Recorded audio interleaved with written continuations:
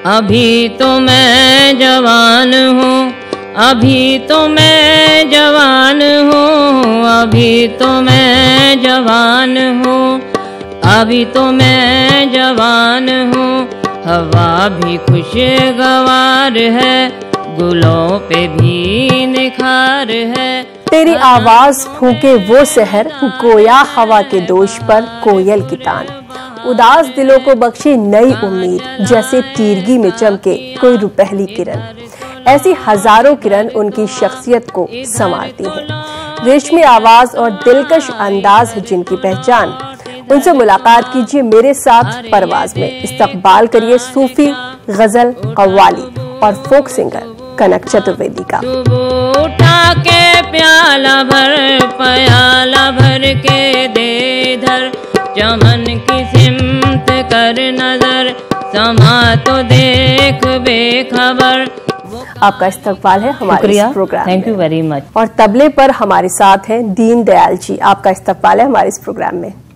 कनक जी, सबसे पहले मुझे ये बताइए, ये जो आपकी गायकी का शौक है ये आपके साथ कब से है? जिंदगी के किस मोड़ पर ऐसा लगा कि मैं गा सकती हूँ? हम लोग छोटे बच्चे थे तो हमेशा होता था कि जैसे हमारी मदर कहेंगी चलो गाना सुनाओ, तो हम लोगों का फिक्स था तुम ही हो माता पिता तुम ही हो, फिर वो पूरा हो जाता था। उसके बाद वो कहती थी चलो वो वाला भजन सुनाओ, तो कोई भजन सुना दिया। और उस समय हम लोगों के वो उतनी जरूरत नहीं थी कि कहते नहीं माने नहीं सुनाएंगे, जैसे आजकल बच्चों का मूड होता है। हाँ। वैसा कुछ नहीं था। फिर जैसे दरवाजे हैं उस पर हम दरवाजे पीटते रहते थे, जैसे ढोलक की जो रिदम है या कोई गाने के साथ बजा रहे हैं, तो हमारे पिताजी को लगा कि पूरे दिन ये दरवाजे पीटते रहती है। अच्छा। तो क्यों ना इनको तबला सिखवाया जाए। तो हमारे उस्ताद थे जुम्मन खान साहब, उनसे मैंने सीखा 18 साल तक तबला। और साथ ही साथ फिर उन्होंने कहा कि गाने का शौक है तो गाना भी सीखना चाहिए। जैसे आजकल पेरेंट्स बहुत ज्यादा एम्बिशियस होते हैं ना कि बच्चों को ये कराएंगे, बिल्कुल बचपन से ही तैयारी ये भी करवाएंगे, ये भी कराएंगे। लेकिन हमारे पेरेंट्स को ना ऐसा कुछ शौक भी नहीं था और आई थिंक पहले वो रिवाज भी नहीं था। और ना हम लोगों के मन में कुछ ये था क्या करना है क्या नहीं करना है। ये रहता था हाँ पढ़ रहे हैं, सब पढ़ते हैं, हम भी पढ़ते रहेंगे। और धीरे धीरे कुछ समझ में नहीं आया तो चलो अच्छा संगीत ही सीख लेते हैं। तो उस तरीके से संगीत आपने कहाँ से सीखा? तो सबसे पहले तो हमने वहीं सीखा था जुम्मन खान साहब से। अच्छा। हाँ, फिर वहीं पे मैंने बीए तक तो लिया ही था। फिर उसके बाद मेरी शादी हो गई थी जब मैं 19 साल के आसपास की थी। अच्छा। तो मैं आ गई लखनऊ। सबसे अच्छी बात है जो मैं कहना चाहूंगी वो है कि आजकल जैसे होता है ना कि बेटी को पढ़ाओ और बेटी को बढ़ाओ, तो वहाँ पे मेरे फादर इन लोग को पूरा श्रेय जाता है। वो हमसे पूछते थे कि तुम क्या गाती हो, तुम्हारी गाने की तो आवाज नहीं आती है। अच्छा। तो उस समय मैं थोड़ा झिझकती भी थी, तो हमने कहा नहीं हम गाते हैं। उन्होंने कहा क्या गाती हो? कुछ नहीं गाती हो, तुम 3 बजे आज तैयार रहना।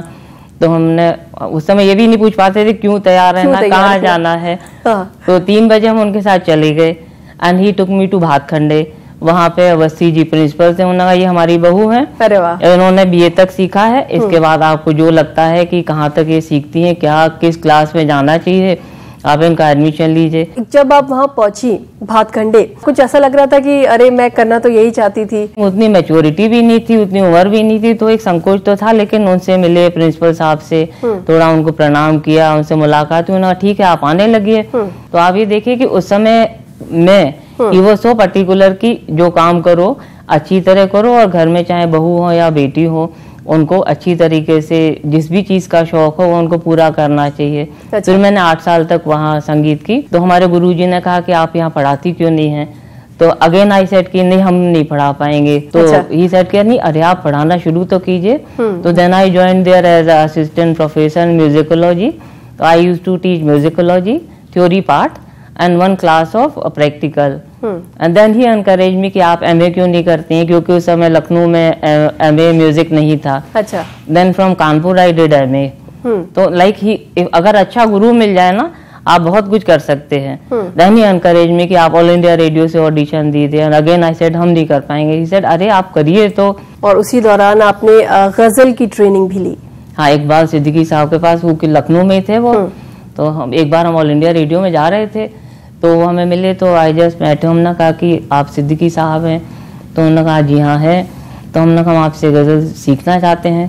तो उन्होंने कहा आप कौन साहिबा है? हमने कहा हम कनक चतुर्वेदी हैं। तो उन्होंने कहा नहीं नहीं ठीक है आप आइए। उन्होंने इतने मन से इतने अच्छी तरह सिखाया ये उनका सिखाया हुआ अभी भी मुझे लगता है कि बहुत काम आता है। अगर मैं उस दौर की बात करूं, जैसे वो दौर था और अब का दौर है, बहुत बदल चुका है। देखिए, इंसान हर युग में एक से होते हैं। आजकल ये है कि कमर्शियलाइजेशन बहुत है, तो ये है कि लोग आप जैसे कैप्सूल फॉर्म में कि ये सिखाएंगे ये सिखाएंगे ये सिखाएंगे, आपको 10 क्लास में ये सिखा देंगे तो आप उतने परफेक्ट हो जाएंगे कि यू कैन परफॉर्म समवेयर। लेकिन साथ ही साथ अगर उन्हीं स्टूडेंट से ये कहा जाए कि आप अपना स्केल बताइए, आप अपना स्वर बताइए, वो नहीं बता पाएंगे। तो तालीम का ये फर्क होता है कि एक तो आप जो ग्रास लेवल पे कुछ सिखाना या आप उसका बेस अच्छी तरह बताना, एक ही होता है कि हम ऊपरी तौर पे सिखा देते हैं। तो बहुत तो नहीं बदला है, क्योंकि मैं भी खुद कुछ लोगों को सिखाती हूँ। लेकिन एक बारीकियों की बात करें, हाँ तो उसमें जरूर फर्क आया है कि आजकल के जो स्टूडेंट्स हैं वो बारीकियां उतनी नहीं समझते या जानते। कनक जी, आप मुझे, जैसे शुरू में आपने एक गजल गाई हफीज जालंधरी की, तो ये गजल जो है बहुत मुश्किल है और बहुत कम लोग इसे गा पाते हैं, तो आप हमेशा इस तरह के गाने ही क्यों गाती हैं जो बाकी सिंगर्स नहीं गाते? इसको गाने का मेन कारण तो ये कि जब मैं छोटी थी तो रेडियो में बजती थी। अच्छा। और हमारे फादर ऑल इंडिया रेडियो से या उर्दू प्रोग्राम में आती थी, तो हम सोचे पता नहीं क्या सुनते रहते हैं, कुछ न समझ में आता है, क्या ये गाती रहती हैं। अच्छा। फिर धीरे धीरे करके जब उसके शब्द समझ में आने लगे तो ये लगा कि बहुत अच्छा डिस्क्रिप्शन है इसमें। फिर मुझे ये भी लगा कि जो मेरे पिताजी सुनते थे, मैं उस नज्म को या गजल को गा रही हूँ, तो I have to feel very proud of myself कि मैं हम वो अब गा रहे हैं जो वो सुनते थे। फिर ये होता है ना कि जैसे आप बात उर्दू की करते हैं, बिल्कुल, तो अगर कोई मुश्किल चीज को आप कभी जब सीखते हैं ना, तो you learn so many good words जो कि आपको नहीं पता होते हैं। तो कुछ सीखने के लिए शुरुआत तो हमेशा मुश्किल से ही होती है ना। सारे गामा से ही उर्दू का जिक्र किया, तो मैं ये जरूर जानना चाहूंगी कि क्या आपने उर्दू सीखी? क्योंकि जैसे गजल हो, कव्वाली हो या फिर कोई सूफी गाना हो, इन सभी में उर्दू होती ही है। तो क्या आपने उर्दू कहीं से सीखी है, पढ़ी है, नहीं, मैंने या कहीं पे ऐसे फंसती है तो क्या करती है? नहीं, उर्दू तो नहीं सीखी है, लेकिन हाथरस में, अलीगढ़ पासी में है, वहाँ पे उर्दू का बहुत इम्पैक्ट है। लखनऊ में उर्दू का बहुत है। साथ ही साथ ये कि मैं अपने साथ एक उर्दू की काफी मोटी डिक्शनरी रखती हूँ। अच्छा। जिसका नाम है मदाह। लोग नॉर्मली लौघट की रखते हैं, जो कि बहुत इतनी सी होती है, वो मेरे पास बहुत मोटी सी है। तो कोई भी मुश्किल शब्द या नहीं समझ में आता है तो मैं हमेशा उसमें से पढ़ के पता लगा लेती हूँ कि हाँ इसका क्या मतलब है। कई बार एक ही शब्द के बहुत से मतलब होते हैं, तो उसमें बहुत डिटेल में दिया हुआ है। जो सिंगर्स होते हैं, कोई भी सिंगर, उनका कोई ना कोई जॉनर होता है। कोई सूफी गाता है, कोई कव्वाली गाता है, कोई गजल गाता है, कोई फोक सिंगर होता है। लेकिन आप जो है, आप ये सभी चीजें गाती हैं, तो ये कैसे कर पाती है? आपने किसी एक चीज को क्यों नहीं चुना? जब हम गायन सीखते हैं या कोई भी चीज सीखते हैं तो उसकी अलग अलग ब्रांचेस होती हैं। अगर हम ये कहते हैं कि हम इसी चीज में कन्फाइन रहेंगे, बाकी चीज में हम उसको नहीं एक्सप्लोर करेंगे, तो in my opinion it is not correct. Secondly, जैसे हमने क्लासिकल सीखा है, हमारा बेस स्ट्रांग है कि आई कैन सिंग क्लासिकल। जब आप क्लासिकल गा सकते हैं तो आप कुछ भी गा सकते हैं। और ये भी होता है कि आपके अलग अलग मूड होते हैं। कभी आपका मन होता है कि भजन सुनने का मन है, कभी आपका मन है कि हम गजल सुनना चाहते हैं, कभी आपका मन होता है हम सूफी सुनेंगे, कभी आपका मन होता है हम बहुत पुराना कोई फिल्मी गाना सुनेंगे, कभी कभी ऐसा भी होता है कि आजकल का हिप हॉप सुनने में भी अच्छा लगता है। बिल्कुल। तो why I should be confined to only one area, and I very strongly object to this कि हमारा जॉनर क्यों नहीं है। And I take great pride about this कि हम सब कुछ गाते हैं। तो अभी आपकी गायकी का हमें कौन सा रंग देखने के लिए मिलेगा? एक फोक आपको सुना सकते हैं। अच्छा। धीरे धीरे गगरी उठाना सावरे, हौले हौले गगरी उठाना सावरे, मैं ग्वालिन हूँ पन घट की, शाम मैं ग्वालिन हूँ पन घट की। रतन जड़ित की इंडुली बनाई, घड़ा धरा सिर सोने का। रतन जड़ित की इंडुली बनाई, घड़ा धरा सिर सोने का। बाएं हाथ से गगरी उठा दो शाम, दाएं हाथ से गगरी उठा दो शाम। रास्ता बता दो मुझे पन घट की, शाम रास्ता बता दो मुझे पन घट की। धीरे धीरे गगरी उठाना सावरे, हौले हौले गगरी उठाना सावरे, मैं ग्वालिन हूँ पन घट की, श्याम मैं ग्वालिन हूँ पन घट की, श्याम मैं ग्वालिन हूँ पन घट की। वाह, बहुत ही खूबसूरत, बहुत ही लाजवाब। कनक जी, मुझे ये बताइए कि आपके पसंदीदा शायर कौन से हैं और पसंदीदा शायरा कौन सी है और क्यों है? अगर बात हम लोग जब गजल की करते हैं, शायर की करते हैं, तो बेगम अख्तर साहिबा का नाम बहुत सबसे आगे आता है। बिल्कुल। और उसमें शकील उन्होंने जो गाई है ना, ए मोहब्बत तेरे अंजाम पे रोना आया, वो। और फिर ये है कि फैयाज हाशमी साहब जिनका वो है, वो जाने की जिद ना करो, आज जाने की जिद ना करो, ये दोनों मुझे पसंद है। और आप कहें तो 2 लाइन में वो बेगम अख्तर साहिबा का सुनाऊं आपको? बिल्कुल। ए मोहब्बत तेरे अंजाम पे रोना आया, ए मोहब्बत तेरे अंजाम पे रोना आया, जाने क्यों आज तेरे नाम पे रोना आया, ए मोहब्बत। जब हुआ जिक्र जमाने में मोहब्बत का शकीन,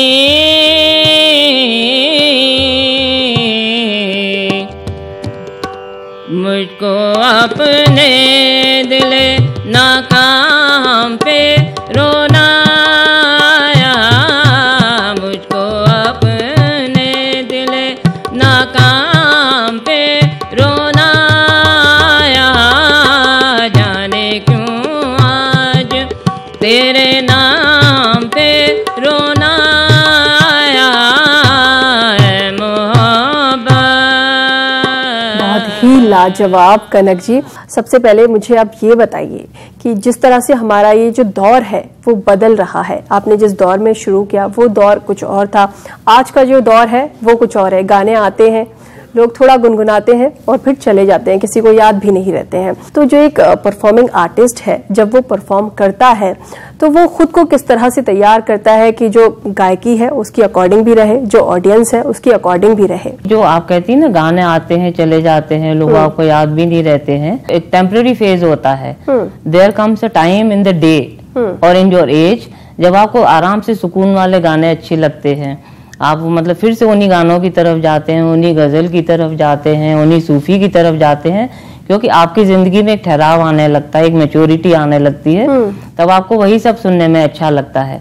जैसे मैं अपने शो करती हूँ, आर्मी के लिए भी करते हैं, जब आर्मी के लिए करते हैं तो फिर वो लोग बॉर्डर एरिया पे जब करते हैं तो वो लोग इतने थके हुए होते हैं कि वहाँ पे गंभीर संगीत नहीं चल सकता है, वहाँ पे फिल्मी गाने या इस तरीके के लॉन्ग वाचा इस टाइप के सब गाते हैं, जिससे they feel energetic and happy. जब मैं अपने शो करती हूँ, गजल भी गाती हूँ, पुराने फिल्मी गाने भी गाती हूँ, सूफी भी गाती हूँ, फोक भी गाती हूँ, लेकिन अभी तक भगवान की कृपा से जब भी मैं गा के उठती हूँ, एक तो through out people they enjoy, हमारा कम्युनिकेशन बहुत रहता है, लाइक ऐसा नहीं कि आप बैठ के गाने लगे गा के उठ गए, बीच बीच बात भी होती है जिससे लोगों में इंटरेस्ट, ऑडियंस का जुड़ना भी बहुत जरूरी है। तो उनसे बीच बीच बात भी होती है, हंसी मजाक भी होता है, जैसे फैमिली मेंबर आपस में बैठ के बात करते हैं, गाना वाना होता है ना फैमिली में, वैसे ही।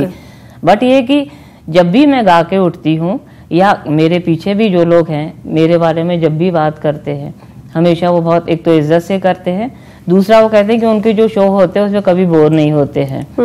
थोड़े वाइब्रेंट भी तो पुराने गाने होते हैं, ऐसा तो नहीं कि सारे गाने बहुत सीरियस होते हैं। उस टाइम में भी लोगों का इश्क होता था, उस टाइम में भी लोग कभी खुश होते थे, कभी नाखुश होते थे, कभी संयोग था, कभी वियोग था, तो गाने तो हर तरीके के होते थे। तो कोई ऐसा गीत, फिल्मी गीत जो आपके दिल के बहुत करीब हो? उसी को ध्यान में रखते हुए मैं आपको एक गाना सुनाती हूँ और आप बताइएगा कि कितना गंभीर था। बिल्कुल। अखियां मिला के जिया भरमा के चले नहीं जाना, हाँ चले नहीं जाना, हो चले नहीं जाना, अखियां मिला के जिया भरमा के चले नहीं जाना, हाँ चले नहीं जाना, हो चले नहीं जाना। जाओगे जाने ना दूंगी, मैं रास्ता रोक लूंगी, जाओगे लूंगी, हाँ सैया के पैया पड़ जाऊंगी, रोके कहूंगी, हाँ सैया के पैया पड़ जाऊंगी, रोके कहूंगी। अखियां मिला के जिया भर माँ के चले नहीं जाना, हाँ चले नहीं जाना, हो चले नहीं जाना। आपने मुझसे पूछा था कि बताइएगा ये जो गीत है वो कैसा है, तो मुझे ये गीत जो है सीरियस तो नहीं लगा, मस्ती भरा लगा। क्या ऐसा ही है ना? आशिकी में थोड़ी चुगलबाजी भी होती है, तो इश्कबाजी में हर तरीके का होता है ना मूड, उसी तरीके से है ये। कनक जी, आपकी कंपोजिशन है, आप भजन भी गाती हैं। जब कोई कंपोजिशन आप बना रही होती हैं तो किन चीजों का खास कर ख्याल रखती हैं जो ऑडियंस को पसंद आए? When you read any literature, वो पोइट्री का लीजिए, अगर वो तालबद्ध नहीं है तब तो वो कविता ही कहलाएगी ना। तो जब उसको बनाने की कोशिश करते हैं तो I normally count on my fingers कि ये कितने काउंट में आ जाएगी। फिर दूसरा ये होता है किस तरीके का भाव है, उसके अकॉर्डिंगली फिर ये देखते हैं कि इस पे कौन सी राग फिट इन हो सकती है, कई बार मिक्स भी हो सकती है। एंड दूसरा ये कि जिस प्रकार का वर्णन है उस रचना में उस तरीके के भाव भी आने चाहिए। अच्छा, इन चीजों को ध्यान बहुत जरूरी है। जी बिल्कुल। तो आपको एक भजन सुनाती हूँ। हाँ हाँ हाँ मोहन गिरधारी, हाँ हाँ रे हाँ मोहन गिरधारी, ऐसो अनारी चुनर गयो फारी, ऐसो अनारी चुनर गयो फारी, हंस हंस दे गयो गारी, मोहन गिरधारी, हाँ हंस हंस दे गयो गारी, मोहन गिरधारी, हाँ हाँ हाँ मोहन गिरधारी, अरे हाँ हाँ हाँ। वाह, भजन में भी अपना एक अलग ही मिठास है। जैसे कनक जी, आप हमेशा कहती हैं कि जिंदगी में कुछ भी शुरू करने के लिए कोई उम्र नहीं होती, तो ये आप क्यों कहती हैं? बचपने में जो मुझको नहीं मिला वो मुझको शादी के बाद मिला। मुझको अपने ससुराल में वो माहौल मिला कि कभी भी मैं कुछ भी कर सकती थी। मेरे फादर इन लॉ, मेरे पति, जिन्होंने मुझको इतना सपोर्ट दिया है कि आज को मैं यहाँ बैठ के आपसे बात कर रही हूँ। उसके अलावा जिस समय मैंने जो भी कुछ करना चाहा, कभी मेरे ऊपर कोई भी रोक नहीं थी। प्रायोरिटी अपनी अपनी फिक्स्ड होती है। एक टाइम था मुझको ऐसा लगता था कि बच्चे जब थोड़े बड़े हो जाएंगे उसके बाद ही मैं कुछ करूंगी, इसीलिए मैंने भातखंडे में जाना शुरू किया था, क्योंकि वहाँ शाम को क्लासेस होती थी। अच्छा। जब वहाँ पढ़ाना भी शुरू किया तो वहाँ पे क्लासेस होती थी शाम को, तो मेरा टाइम होता था 4 से 7। तो ये था कि जब हमारा बेटा था, he was in class 8th, when he him said कि अब आप हमें थोड़ी पढ़ाती हैं, आपको जो करना है करिए। हमको जो जो ओपनिंग्स और मौके शादी के बाद उम्र बढ़ते बढ़ते मिले ना, शुरू में तो मैं शो नहीं देती थी, शुरू में तो मैं बॉर्डर एरिया पे नहीं गाती थी, लेकिन जैसे जैसे उम्र बढ़ी वैसे वैसे मैंने सोचा कि अब और क्या कर सकते हैं, तो धीरे धीरे करके वैसे मौके भी आते चले गए। एंड अभी भी मैं कोशिश करती हूँ कि मैं क्या नया कर सकती हूँ बिना किसी को परेशान किए हुए। आपने बीच में काम किया मुजफ्फर अली साहब के साथ जामे इश्क में। उनके पास एक बार मैं मिलने गई थी, वो भी लखनऊ से हैं, मैं भी लखनऊ से हूँ। हमने कहा आपसे मिलना चाहें, he was very nice, he is a very nice person. तो उनसे मुलाकात हुई, तो हमने कुछ गाना चाहते हैं, तो उन्होंने कहा ठीक है आप कुछ सुनाइए, तो कुछ उनको सुनाया। उसके बाद उन्होंने कहा कि ऐसा है कि अब आप दिल्ली में इस तारीख पे पहुंच जाइएगा और वहाँ आपकी ये चीज़ों की रिकॉर्डिंग कर लेंगे हम। तो इस तरीके से वहाँ गए, उन्होंने रिकॉर्डिंग करी। फिर वो जामे इश्क वो पर्शियन में था, तो उसके उतने कंटेंट तो अभी मुझे याद नहीं है, लेकिन ये कि अगर वो लिटरेचर मिल जाए तो अभी भी मैं गा सकती हूँ। अपने आप में वो बड़ी नायाब चीज़ थी, बिकॉज डिफरेंट चीज़ करना अपने आप में डिफरेंट होता है, and it gives you happiness. Kanak ji, उम्मीद करते हैं कि आप जो जिंदगी में करना चाहती हैं करें और इसी तरह कामयाबी हासिल करती रहें। आपका यहाँ आने के लिए बहुत बहुत शुक्रिया। बहुत बहुत धन्यवाद, आपने यहाँ बुलाया। आपका भी शुक्रिया। तो ये थी सिंगर कनक चतुर्वेदी। आपसे अगले हफ्ते फिर से मुलाकात होगी किसी ऐसे ही सितारे के साथ। फिलहाल हमें दीजिए इजाजत, आदाब। लेकिन आपको छोड़े जाते हैं हम कनक चतुर्वेदी की खूबसूरत आवाज के साथ। लाल मेरी पत रखियो भला झूललालन हो, लाल मेरी पत रखियो भला झूललालन, सिंदड़ीदार से वरदार सखी शाहबाज कलंदर, दमादम मस्त कलंदर अली दा पहला नंबर, हाँ दमादम मस्त कलंदर अली दम दम दे अंदर हो, लाल मेरी हो लाल मेरी। चार चराग तेरे बरन हमेशा, चार चराग तेरे बरन हमेशा, पंजवा में बारण आए रे भला झूललालन हो, पंजवा में बारण, पंजवा में बारण आए रे भला झूललालन, सिंदड़ीदार से वरदार सखी शाहबाज कलंदर, दमादम मस्त कलंदर अली दा पहला नंबर, हाँ दमादम मस्त कलंदर अली दा पहला नंबर, दमादम मस्त कलंदर दमादम मस्त कलंदर दमादम मस्त कलंदर मस्त कलंदर मस्त कलंदर मस्त कलंदर मस्त कलंदर, दमादम मस्त कलंदर दमादम मस्त कलंदर दमादम मस्त कलंदर दमादम मस्त कलंदर दमादम मस्त कलंदर मस्त कलंदर मस्त कलंदर मस्त कलंदर मस्त कलंदर, अली दम दम दे अंदर अली दम दम दे अंदर अली दम दम दे अंदर अली दम दम दे अंदर अली दम दम दे अंदर, दमादम मस्त कलंदर मस्त कलंदर मस्त कलंदर मस्त कलंदर मस्त कलंदर मस्त कलंदर मस्त कलंदर मस्त कलंदर मस्त कलंदर, दमादम मस्त कलंदर दमादम मस्त कलंदर दमादम मस्त कलंदर। लाल मेरी हो लाल मेरी